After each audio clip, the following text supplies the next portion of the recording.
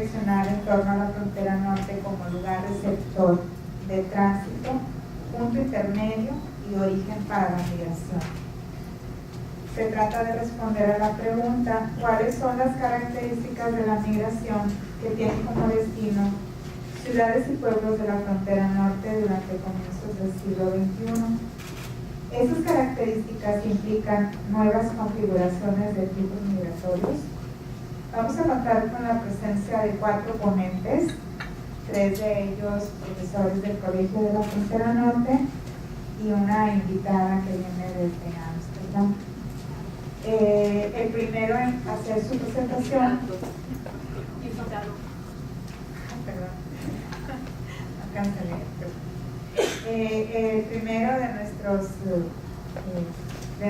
invitados es el doctor Rodolfo Cruz Piñeiro, que va a hacer una presentación con el tema Cambios en la dinámica migratoria de la frontera norte. Él es investigador de la planta del Colegio de la Frontera Norte en aquella ciudad de Tijuana. Su área de investigación es sobre demografía, mercados de trabajo, empleo y migración en la frontera norte de México. Tengo mucho gusto de presentarme. Gracias, muchas gracias. Bueno, ante todo, agradecer al Colegio de la Frontera, a Blanca por organizar este evento. Me parece bastante interesante replantearse y sobre todo hacerlo ahora sí en la parte de acá del este y de la frontera y analizar estos nuevos escenarios de la migración yo les voy a presentar algunos cambios que estamos observando en los flujos migratorios, sobre todo qué es lo que ha pasado en los últimos años en la frontera y ver hacia dónde debemos un poco de voltear a ver. Primero, hacer un recordatorio de los escenarios que se han mostrado en México, ¿no?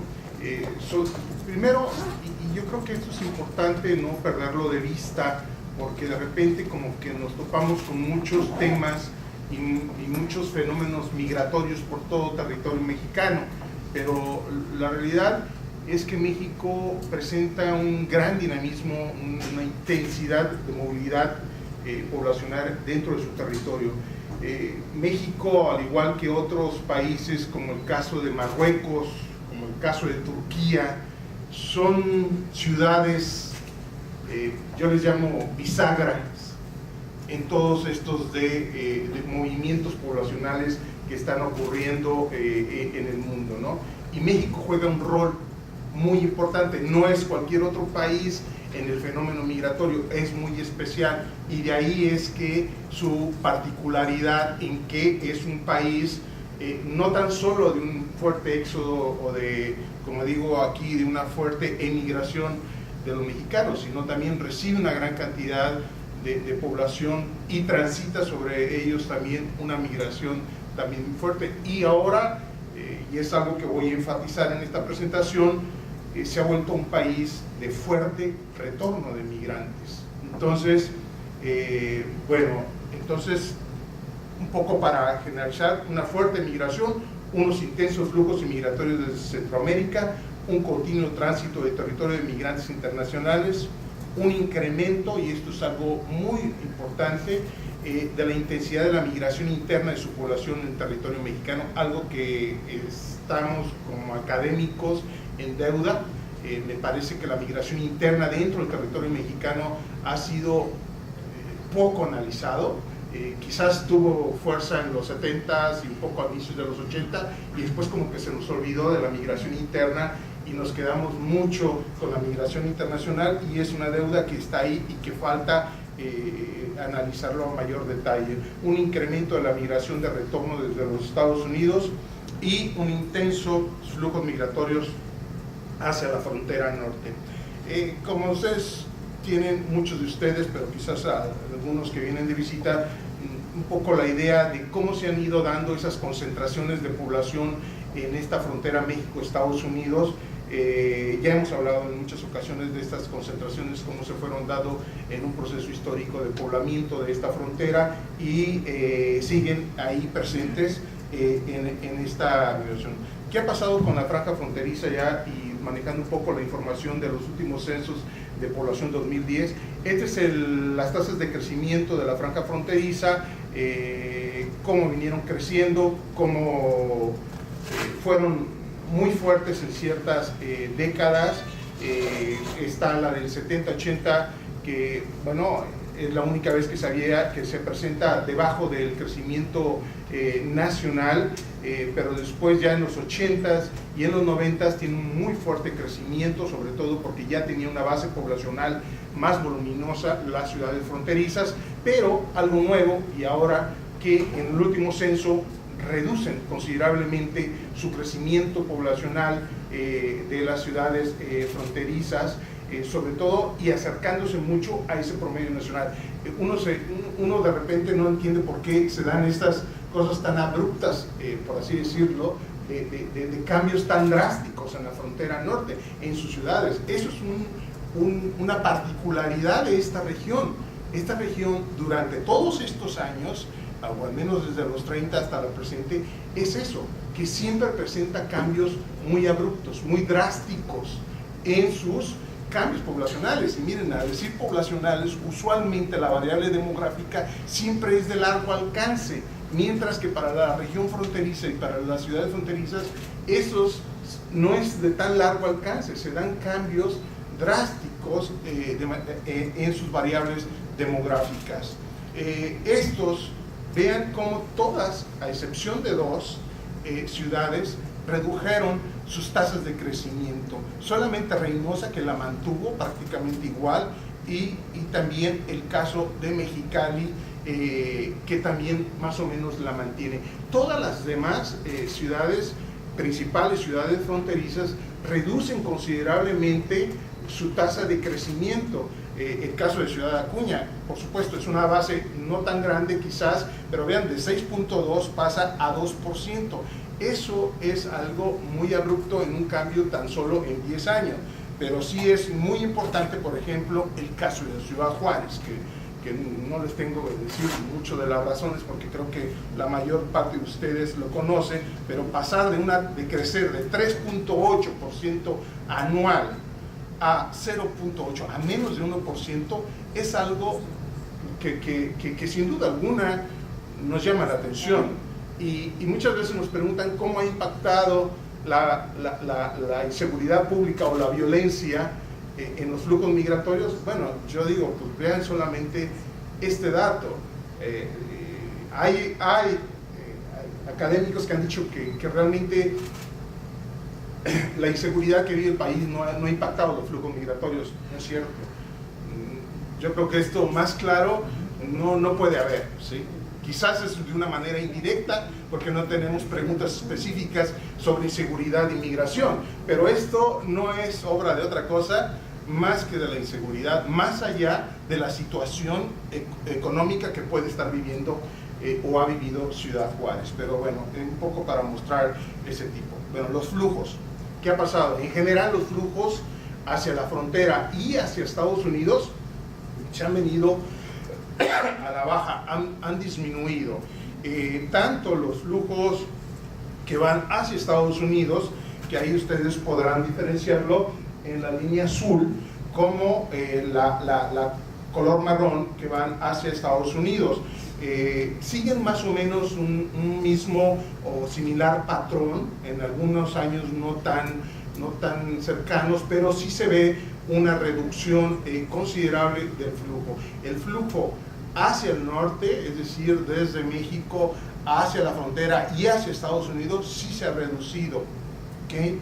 Esta es específicamente el flujo de migración. Perdón, esto viene de una encuesta que es la encuesta de migración sobre la frontera norte de la EMIF, una encuesta que muchos de ustedes sabrán se viene levantando desde el 93 hasta años y con una misma metodología. Entonces un poco se presenta aquí la evolución porque es comparable por sí misma y yo creo que nos sirve para ver este tipo de tendencias o evoluciones o cambios que se están presentando. Entonces pasa de casi 250,000 a 100 y tantos mil, y me dicen que los datos preliminares del 2011 de este año también siguen a la baja, quizás no tan cayendo no tanto, pero sí manteniéndose un tanto bajos esos flujos. ¿Qué es lo que ha aumentado? Bueno, un poco para ver la calidad de ese flujo. Este es el flujo, este es de estructura porcentual, es dentro de ese flujo que ha caído, ¿sí? Los migrantes que tienen documentos para cruzar, el componente de ese flujo resulta ahora que sí tiene papeles, ¿sí? Pasó de 22% a casi 62%, ¿sí? Es decir, muchos de esos flujos que ahora están cruzando y que son captados por esta encuesta de flujos, ahora el 60% de ellos sí tienen papeles para cruzar. Es gente que a través de su historial migratorio se ha ido haciendo de esta documentación, y ahora, pues no todos de ellos son migrantes indocumentados, o como le llaman allá en el norte, ilegales, ¿no? Es decir, muchos de ellos sí tienen documentos, aunque muchos de ellos logran entrar con un documento pues de visas de turistas, y que después se queden por más tiempo en Estados Unidos. Este es el porcentaje. Esto también es interesante, de condición de actividad en los últimos meses en lugar de residencia de los migrantes laborales que vienen del sur. ¿Por qué llama la atención? Bueno, porque hay una caída de la población que estaba ocupada, de la PEA ocupada, cae en los últimos años, y la que se incrementa de manera muy visible es precisamente la población económicamente inactiva. ¿Quiénes son las inactivas? Bueno, este flujo está principalmente compuesto por mujeres que trabajaban en cuestiones domésticas y que ahora están empezando a componer ese flujo. Entonces, esa es una cosa considerable. Y la otra que cae, la grande, que sí tenían trabajo, que estaban ocupados al interior, eso también se está cayendo. De alguna manera es un diagnóstico de que las condiciones son cada vez más difíciles. Entonces, del flujo de procedentes de Estados Unidos, residentes en México, que trabajaron en aquel país. Esto para mostrar de que la crisis económica en Estados Unidos sí ha impactado, ¿no? Es decir, ha impactado. En un primer momento había cierto vacile en que, bueno, sí los ha impactado, pero han buscado, se han movido a otros mercados laborales locales dentro de Estados Unidos, y están viendo a través de sus redes de cómo mantenerse, de cómo quedarse en estos lugares y buscar estos empleos. Bueno, la realidad es que en los últimos, sobre todo 2009 y 2010, sí hay un impacto de la situación económica en Estados Unidos. Hay un desempleo dentro de estas comunidades de migrantes mexicanos, y lo muestran, se muestra en este flujo. La otra pregunta sobre el flujo de migrantes y el flujo de migrantes de retorno. Aunque la MIF no es una base de datos, yo diría, propicia para ver el saldo migratorio, el saldo neto migratorio de los que salen y los que entran, nos puede dar un indicio de cómo está ello. Esto es un poco por la gran polémica que se ha desatado, en que se ha habido información de que el saldo es ya saldo neto cero, ¿sí? De que hay el mismo número de que salen son los que regresan. A mi modo de ver, me parece que todavía no se llega a ese punto. Sí ha habido, digo, declaraciones muy claras de Mace, ya hace, ¿qué? 2 o 3 semanas en el colegio, de que ya hay un saldo neto cero. Yo creo que todavía no. Me parece que todavía siguen saliendo más mexicanos, y mucho menos cierto es de que ya no se están yendo porque las condiciones económicas en México han mejorado. Eso es, creo que un poquito peor, ¿no? De lo que nosotros vivimos en nuestro territorio, el aceptar alguna aseveración de esa magnitud. Entonces yo creo que eso hay que verlo y manejarlo con cuidado. Sí hay una caída de esos flujos, sin embargo, me parece que el saldo todavía siguen saliendo mexicanos por las propias necesidades. ¿Qué ha pasado de alguna manera? A mi modo de ver, gran parte de esta dificultad y de esa reducción del flujo sí se debe a la parte económica de Estados Unidos, pero yo creo que el factor de mayor peso ha estado precisamente en el control y seguridad fronteriza que ha establecido el gobierno estadounidense, sobre todo a partir del 93. Si nosotros hacemos un análisis de todos los operativos implementados por el gobierno estadounidense desde 1993 hasta la fecha, nos vamos a dar cuenta de que de alguna manera ha dado resultado, ¿sí? No es lo mismo para los migrantes haber tratado de cruzar a principios de los 90 a tratar de cruzar ahorita. Económicamente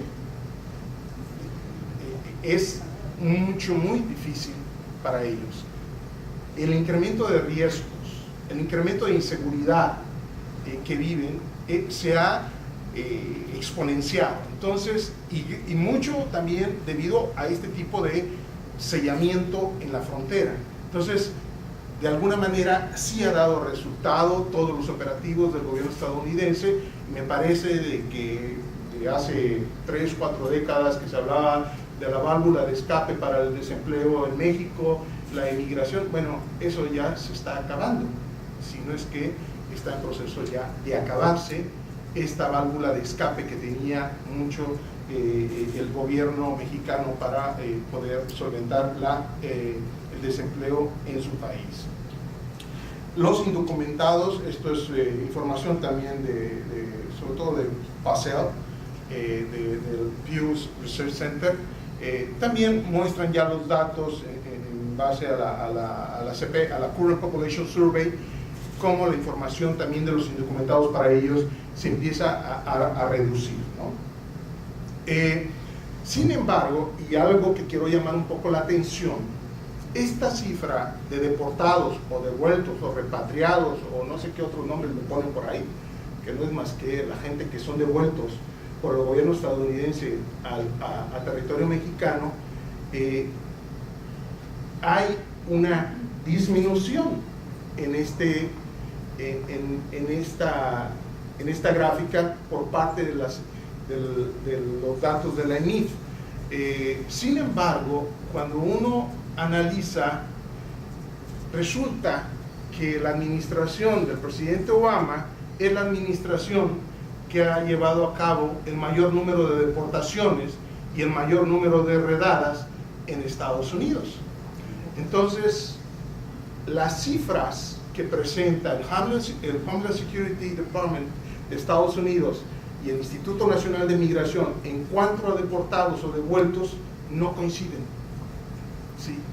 Y es algo que de alguna manera nosotros tenemos que retomar, sobre todo aquellas personas que vivimos en la frontera, para ver qué está sucediendo, porque resulta que este es uno de los problemas que se está agudizando en las ciudades fronterizas, el problema de los deportados o devueltos, ¿sí? Porque sí se han incrementado, pero las cifras oficiales no lo muestran, y tampoco la EMIF muestra tal deportación, pero en las ciudades vemos que hay un incremento de estas migrantes deportados, y sobre todo con todo el problema que trae. Están devolviendo personas que tenían 20, 25 años viviendo en Estados Unidos, muchos de ellos que no tienen ya ninguna relación, no tienen ninguna red o pariente o amigo en México, que llegan a la ciudad fronteriza y que no saben qué hacer, ¿sí? Su primer instinto es tratar de devolverse al territorio estadounidense, sin embargo, pues ya no es tan fácil cruzar, entonces se quedan varados en las ciudades fronterizas buscando empleo, y un empleo que ahora en las ciudades fronterizas cada vez se le hace más difícil. Esto es una gráfica también de la EMIF vean cómo aquellos que que permanecieron 7 días o más y que venían de Estados Unidos, de procedentes de Estados Unidos, el incremento del porcentaje de que ya no trabajan en la frontera, ¿sí? Es decir, cada vez más las ciudades fronterizas ya no son lo que fueron hace 20 o 30 años atrás. Conseguir un empleo en las ciudades fronterizas es mucho más difícil de lo que fue hace 15 o 20 años atrás. La industria maquiladora ya no da todo ese paraguas, toda esa absorción que tenía de mano de obra migrante, ya no la está teniendo la industria maquiladora, y al igual los otros sectores de las economías fronterizas tampoco están teniendo un desempeño, un auge para poder absorber el número de gente que llega a estas ciudades, tanto del sur como del norte ahora, y gente para su misma gente que reside ahí. En cuanto a tránsito y procedencia de estos flujos, hay en general una reducción, pero sobre todo el tránsito cambia, vuelve a cambiar. Si ya habíamos experimentado un cambio en los 90, en los 2000 en cuanto al flujo, vuelve a cambiar y ahora cambia pues considerablemente. ¿Cuáles son los que dejan de cruzar? Bueno, se ve ahí que Nogales y el caso de Ciudad Juárez y Piedras Negras reducen su participación de tránsito de todos estos flujos. Sí hay una reducción considerable por alguna u otra razón, quizás de inseguridad, quizás de mayor seguridad por parte de Estados Unidos, pero sí hay una reducción. El caso de Tijuana, Mexicali, se mantiene con una ligera incremento, pero vuelvo a mencionar, los componentes de estos flujos, la composición de estos flujos está cambiando, se ha ido modificando y ahora tienen otras formas también de cruce. Si ustedes dicen, bueno, llegan a Tijuana y dices, ¿por dónde cruzan? Ahora los migrantes cruzan por la propia puerta fronteriza, ¿sí? Ya no hay forma de cruzar ni por el bordo, ni por la playa, ni por lo que era el Cañón Zapata, ¿sí? Porque está totalmente, primero hay 2 o 3 bardas, segundo, el incremento de agentes es enorme, entonces hay mucho más vigilancia. ¿Por dónde cruzan? Si ya no pueden cruzar por esos lugares que no hubiera, bueno, pues cruzan ahora por la propia puerta, con documentos falsos, ¿sí? O con otro tipo de estrategias que pueden ser, o cruzan porque tienen papeles para cruzar. Como decía, el componente de ese flujo se ha ido modificando. Bueno, en cuanto a la procedencia, esto era en 1995, ¿no? Un poco lo que refleja la EMIF, la zona tradicional migratoria, algunos estados del norte. Después, esto fue en 2010, ¿sí? Aparece Veracruz, un poco más Oaxaca, un poco más Guerrero, sigue apareciendo la zona occidental tradicional, pero esta es la del cambio, la diferencia relativa del 95 al 2010, y bueno, estos son los estados que más de alguna manera vinieron a participar, su participación en el flujo, ¿no?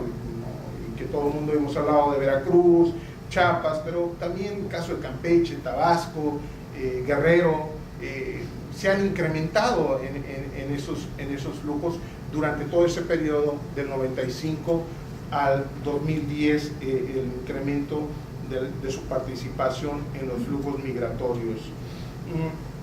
Y un poco para reflejar de que ya las ciudades fronterizas han perdido su capacidad de trabajo, miren, esta gráfica es muy significativa, porque si ven, durante muchos años la tasa de desempleo en las ciudades fronterizas siempre estuvieron por debajo de la nacional, ¿sí? Y significativamente por debajo del promedio nacional. Sin embargo, ya en los últimos 2 o 3 años, a partir del 2008-2009, en Tijuana vemos que la tasa de desempleo se sitúa por encima del promedio nacional, ¿sí?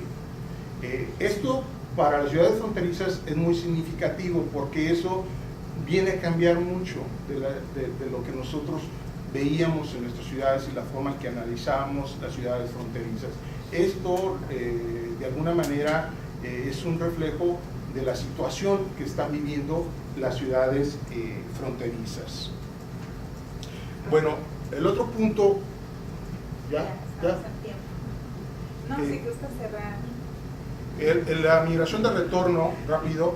Miren, esto es un poco de migración reciente de los últimos 5 años.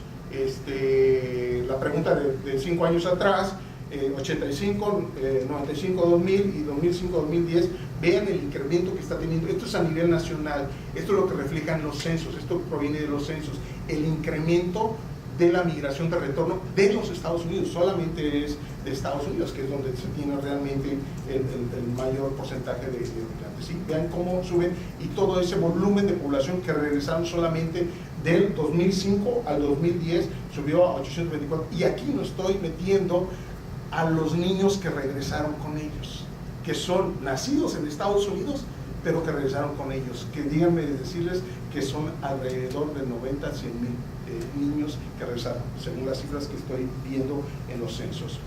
Vean, esta es la migración a los 10 principales ciudades fronterizas. El azul es la migración de otras entidades, es la migración interna, ¿sí? Esto es para un poco el mapa que nos presentaba el doctor, pero aquí junto está la franja de la migración de retorno de Estados Unidos. Vean cómo se incrementa, ¿sí? Del 95-2000 a 2005-2010 el porcentaje de incremento a los 10. Es decir, estas ciudades fronterizas recibieron una gran cantidad de migración de retorno, alrededor de 100,000 personas en esas 10 ciudades. Esto es para los 10 municipios también de los migrantes internos. ¿De dónde provienen más? Bueno, como ya sabíamos, Veracruz sigue siendo incluso, pero hay una fuerte reducción, pasa de 112 a 47,000. Sinaloa, para el caso del oeste, Durango y Jalisco, pero todas ellas muestran una reducción considerable de su migración hacia las ciudades fronterizas. Esto es para cada una ciudad del este, del oeste, del centro y del oeste. Vean cómo en Tijuana, pero lo que llama más la atención es que la principal contribución de la migración reciente a esas ciudades es migración de retorno, es Estados Unidos, ¿sí? Aquí sí se invertiría esa franja. La franja más fuerte es la de migración internacional de retorno, ¿sí? Para estas ciudades que son las ciudades de mayor volumen en las ciudades fronterizas. Bueno, a ver si me da tiempo. Una disminución de los flujos migratorios, mayor control y seguridad en la frontera norte, que han reducido los flujos y que han impactado las estructuras de las ciudades fronterizas. Eso no hay que dejarlo suelto, hay que retomarlo y hay que analizarlo de qué manera esos operativos que son externos del país vecino han, de alguna manera, sí, hecho cambios en las estructuras sociales y económicas de las ciudades fronterizas. Porque ¿qué ha pasado? Yo les llamo ahora a estas ciudades fronterizas que son unas ollas de presión. Le cierran por la parte del norte, sigue llegando gente y no hay forma de salir porque muchos de ellos no están regresando a sus lugares de origen. Se están quedando muchos en las ciudades fronterizas sin posibilidades de encontrar un empleo. Fuerte impacto de la crisis económica de Estados Unidos, como ya lo vimos. El incremento de leyes locales de antimigración ha hecho también un impacto para el retorno, un incremento de la migración de retorno de los Estados Unidos, un fuerte impacto de la inseguridad pública, como ya les mencionaba, de la violencia en los flujos migratorios, y bueno, una mayor inseguridad y vulnerabilidad de los migrantes en tránsito, sean mexicanos y sean no mexicanos, sean centroamericanos. Eso es muy importante. La migración a la frontera norte ha sido sobre todo, y esto es bueno para retomarlo, un proceso de cambio social, ¿sí? En todo el ámbito. Es decir, yo creo que en pocas regiones de nuestro país se puede observar cómo la migración, el fenómeno migratorio, juega un papel y un factor tan determinante de un cambio social en estas comunidades. Y ya te dejo, ¿verdad? Ya, ahí lo ven. Él es investigador del Colegio de la Frontera Norte en Ciudad Juárez y su área de investigación es sobre migración y movilidad de la población en la frontera norte de México. Buenas tardes. Quiero agradecer también infinitamente la invitación de estar por acá y gracias por su atención. Yo creo que a mí el tiempo sí me va a alcanzar porque parte de lo que yo traía aquí un poco preparado, Rodolfo ya lo dijo. Pero yo, digamos, parte de lo que yo quería o quiero presentar tenía que ver particularmente con el objetivo que yo tenía planteado era mostrar de alguna manera una fotografía general. Quizás sea todavía, digamos, una fotografía un poco borrosa, ¿no? de esto que está sucediendo en la frontera, y un poco también mostrar pues, esos cambios que a mí me parecen, digamos, muy acentuados de lo que está pasando en la frontera con los flujos migratorios. Quizá, digamos, en la presentación, y a lo mejor eso sirve también como para poderlo un poquito diferenciar de la de Rodolfo, es que yo abuso, y ahí les pido una disculpa, de esto que está pasando en Ciudad Juárez, porque ahí estoy, porque es lo que conozco mejor, ¿sí? El proyecto que estoy haciendo es tratando, digamos, primero identificar cómo explicar estos procesos en Ciudad Juárez y cómo a lo mejor se expanden, digamos, a las otras ciudades, aunque evidentemente con características, con evoluciones, con dimensiones diferentes, ¿no? Pero ahí hay, digamos, un caso emblemático que a mí me parece como el más complicado en términos demográficos en la frontera. Y utilizo las mismas fuentes de información de Rodolfo, un poco los censos, la misma encuesta esta de migración. Lo que yo primero quiero explicar es un poco, digamos, los cambios en los flujos de migrantes indocumentados que de alguna manera, digamos, tienen o se explican primero por las estrategias de vigilancia que suceden en la frontera. Esas estrategias evidentemente van cambiando los flujos y van también definiendo cuáles son los mecanismos o cómo definen, digamos, las autoridades de Estados Unidos, un poco también para la vigilancia en la frontera, tratando de detener los flujos que llegan para cruzar subrepticiamente hacia el norte, pero también, digamos, de los mecanismos y las razones que utilizan para en determinados momentos cambiar las ciudades por las que deportan a los migrantes. Entonces eso también me parece importante. Luego las estrategias también que utilizan los coyotes y los polleros, porque básicamente en este momento 75% de los que llegan a la frontera y no traen ese documento que decía Rodolfo hace un momento, pues utilizan, digamos, un coyote o un pollero, digamos, para cruzar. Entonces ellos también definen esos puntos estratégicos para el cruce. Y luego además, pues los migrantes y estos traficantes indocumentados evidentemente buscan aquellos puntos donde hay mayor garantía de éxito, es decir, donde la probabilidad de ser aprendidos es menor y no necesariamente que esa probabilidad disminuya las condiciones de riesgo de vulnerabilidad de los migrantes. Un poco aquí los datos, vean qué pasó, digamos, con esta encuesta, con la EMIT, de los que llegan procedentes del sur para intentar cruzar a la frontera. En 1994, más o menos cerca del 60%, en ocasiones un poco menos, de los migrantes que llegaban a la frontera para intentar cruzar, pues, estaban concentrados básicamente en Tijuana y en Ciudad Juárez. Si ustedes ven lo que pasó hacia finales de 2008, pues ya ven ahí que aparece, digamos, importante Piedras Negras de esta zona y además el Sázabe, ¿no? Que es la zona, digamos, que está ahí en la frontera. El otro porcentaje que hay es importante son otras localidades, digamos, de Sonora, que inclusive, digamos, cuando empezó la encuesta no estaban incluidas porque por ahí no cruzaba casi nadie, ¿no? Entonces, una de las características que tiene la encuesta es de modificar la posibilidad de ir a buscar esos flujos según, digamos, vayan cambiando. Entonces, ustedes ven, o sea, al final, digamos, apenas el 1%, por ejemplo, cruzaba por Juárez, de los que intentaban llegar a Estados Unidos. Y ese 1%, como dice Rodolfo, básicamente son personas que llegaron a la ciudad y que tenían una visa, o que en su defecto utilizaron estos traficantes de indocumentados ya muy, los más especializados, que tienen una especie como de catálogo de un montón de visas donde buscan a ver a quién te pareces, y después de 2 o 3 días te cortan el pelo y te hacen algunos chinitos y entonces ya te parecerías más. Pero, y yo creo que esto es algo, digamos, que no se dice con frecuencia, pero sí hay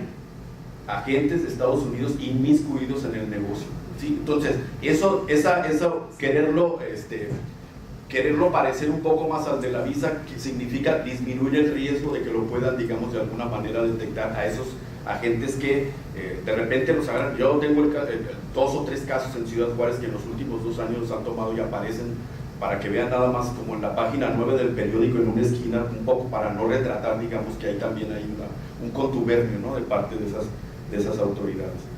Y luego otra cosa distinta, digamos, son los lugares por los que deportan. Entonces ustedes ven ahí que en Ciudad Juárez, digamos, no ha habido cambios sustanciales, o un poquito, digamos, menos, pero en términos generales el porcentaje se ha mantenido, y es un poco lo que decía Rodolfo. O sea, ahora lo que tenemos que analizar es cómo están impactando esos deportados a la frontera, particularmente por ese cambio.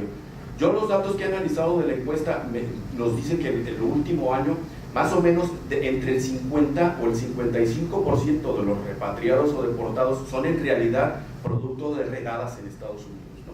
En Ciudad Juárez llegó a ser hasta el 80-85% de esos repatriados, porque era un punto, digamos, importante de repatriación, en la medida en que ese punto ya no lo utilizaban los migrantes y por lo tanto no había que repatriar o deportar los que estaban agarrando, digamos, en la región aledaña a Ciudad Juárez.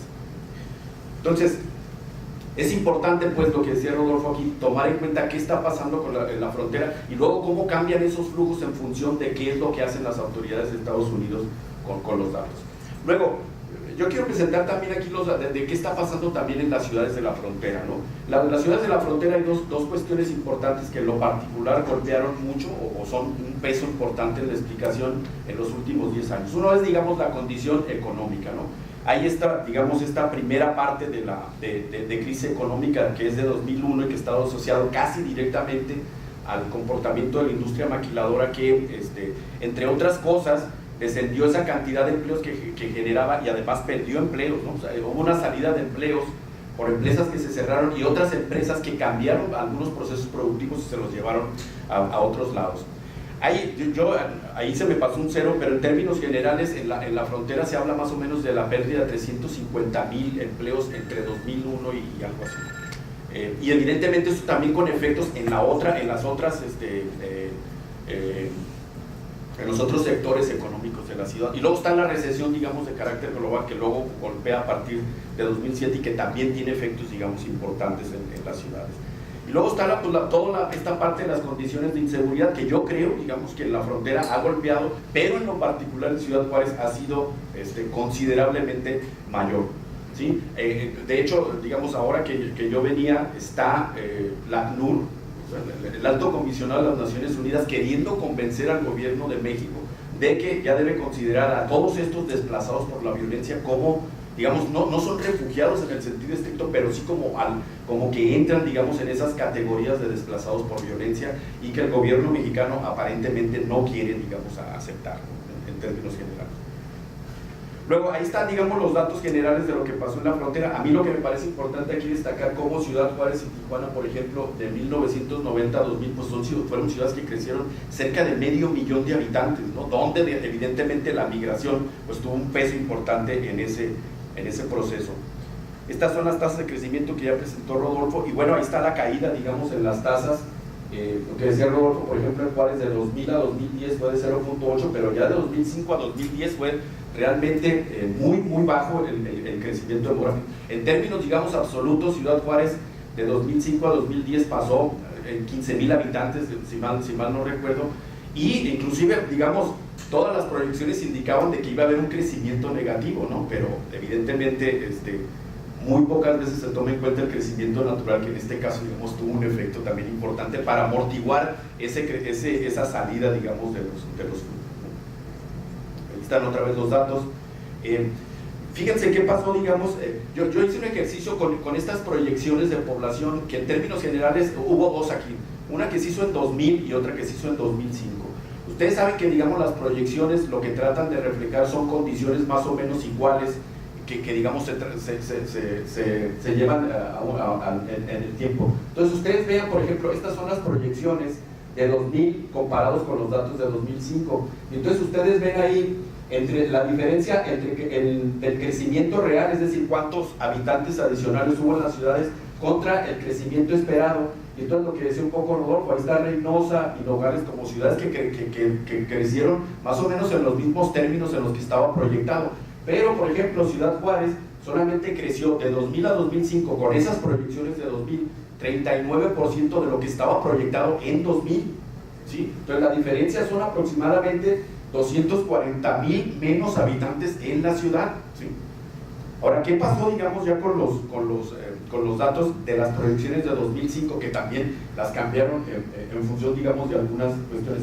Y ahí vemos otra vez que, digamos, si en Ciudad Juárez se esperaba un crecimiento de aproximadamente 140,000, o sea, en realidad solamente hubo un incremento de 18,000 de 2005 a 2010, lo cual implicó que solamente creció el 16% de lo que estaba proyectado, digamos, en 2005 a 2010. ¿Sí? Y vean, digamos, ahí el efecto en las otras ciudades con diferencia de Nogales y San Luis Río Colorado, que crecieron más de lo esperado, por alguna razón que yo todavía no me explico hasta este momento, pero en términos generales, Juárez y Tijuana fueron las que presentaron la mayor caída, y un poco, digamos, ahí Piedras Negras en Coahuila. Entonces ahí, digamos, se refleja, una cosa es lo que se esperaba y otra cosa lo que realmente, digamos, sucedió. Se redujeron, estos son los datos de Juárez, por ejemplo, los nacidos en otro estado, ¿sí? De 36% en 2000 pasaron solamente a 28% en 2010, y un poco también estos, los migrantes recientes, que a través de este indicador de capacidad de atracción reciente, en 2000, el 12% de la población que vivía en Ciudad Juárez en 2000 había vivido en otro estado los 5 años anteriores, nomás para que vean, digamos, cómo se incrementó ese total y cómo también ese porcentaje se fue reduciendo, ¿no?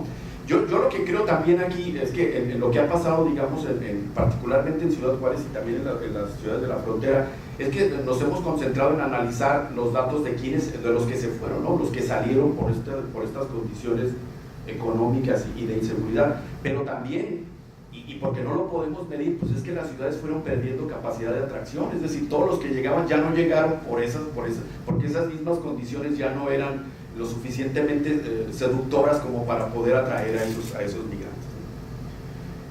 Ahí está, digamos, lo que les decía, o sea, ahora el crecimiento natural de la población sí tiene efecto. Si uno, digamos, yo tengo los datos ahí hasta 2008, pero si uno los adelanta, más o menos el crecimiento en la ciudad, en términos naturales, fue cercano, digamos, a los 240,000, 250,000. Los dos ejercicios que se han hecho de cuántos se fueron de Ciudad Juárez son aproximadamente de 225,000 a 240,000, lo cual quiere decir que están más o menos, yo desconozco la metodología, cómo lo hicieron, cómo llegaron al dato, porque no los han presentado, pero en términos generales, si uno le resta el crecimiento natural a esos que dijeron, pues son más o menos los 15,000 o 20,000 que creció la ciudad en estos últimos 10 años, no 5 años.